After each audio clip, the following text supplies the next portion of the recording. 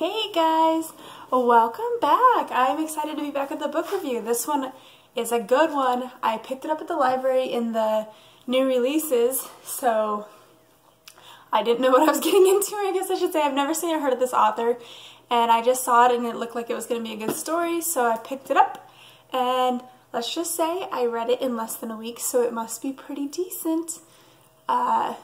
Sorry if my phone makes any weird noises. I am recording on a phone today because my camera is having difficulties. Not this one, but the one that I recorded the cleaning video is just not working, so I need to get a different camera pretty soon or figure out how to be able to do it with this one. But right now the lenses I have for this camera are too close unless I were to set it like way back in the room. So for now, this phone is going to do.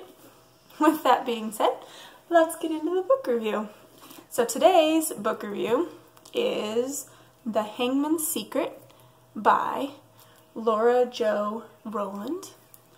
It's a historical Victorian type mystery book. I picked it up, like I said, just because it was brand new. It literally came out in February of 2019, and I picked this up in March, which I've had it for a while, but I was busy finishing other books. So I finally finished, or not finally, like I said, it took me 6 days to read. It's so good. I don't really ever pick up books that are historical and like this, but my aunt had just written a book, the one that I told you I'm going to do a review on pretty soon, that was in the Titanic time frame, and I loved it. I love the story, but I also love like thinking about the history. In that sense, it was kind of, you know, because talking about here on the East Coast and history that happened here, so it was very relatable. This one is set in England, so I don't know the specific locations, but I can kind of picture it from friends that I've visited and lots of pictures that I've seen, and I've done research on England because I wanted to visit, but we just didn't have the time. So it was pretty cool to hear a story, very, very old history story. This is very, like, set in the 1800s, like the early 1800s, I believe. So this story is about a girl who is a photographer, just like me, but she gets hired on by the newspaper in town, the local big newspaper in London. She is basically just meant to be taking photos of crime scenes and reporting them back to the newspaper, but somehow throughout doing so, she documents a huge murder, and the pictures go, in a sense, viral, and people want to know more. So the person her boss assigns her to start investigating the crime itself. So she has to go out and find leads of people that might have been there the day that she did the photos. It might have been lots of different things, and it ends up leading towards, because the person who was murdered was the hangman in the story. So she leads through all the different clues that she gets, all the while still trying to find her dad, who we find out went missing when she was a young child, but is still alive, but he had run from the law because he was suspected of murder himself. So she's investigating on two different sides, and it all leads up to a huge climax where she does end up solving the mystery with help from certain people in their town. And it's actually pretty crazy because you do not see it coming.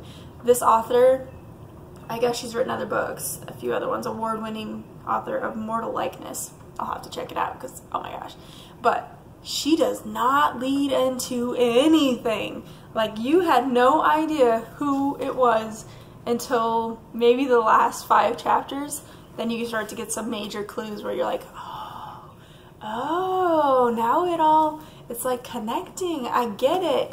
So this book is good. It's good. I think there's going to be a sequel to it because the way it ends, you don't find out about her dad.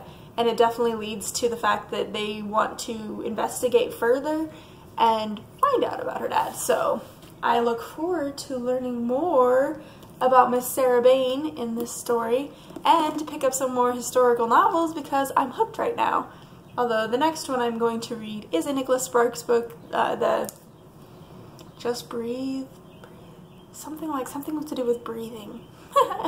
And I love me some Nicholas Sparks, especially since we moved here to North Carolina. It's kind of cool because he does talk about towns and locations that are all real, that are right here, I mean, on our doorstep, right out the door. So I really enjoy Nicholas Sparks, and it'll be a nice little change of breath to just think about how this book ended and move on to something a little probably calmer, romantic, sweet, and before I get back into some more mysteries. And I don't know, I'm loving the mysteries right now. Loving them. So I hope that you guys get a chance to find that. It's probably at a library or the store because it's brand new. I'll just hold it up here for a minute so you guys can see it. But it's good. It's worth picking up, and it's a fast read because you're like, what the? Who did it? So I hope that you guys come back and visit my channel again. I will try to do another cleaning video. You guys loved that, and I don't want to let you down. Even if I have to record it here with my phone, I will. But I will get one back out to you guys again soon. So I also am going to have a vlog this week, maybe 2 vlogs this week, because we have lots of fun stuff going on this week at our house, and I'm going to Nashville for my birthday. So I'll see you guys soon.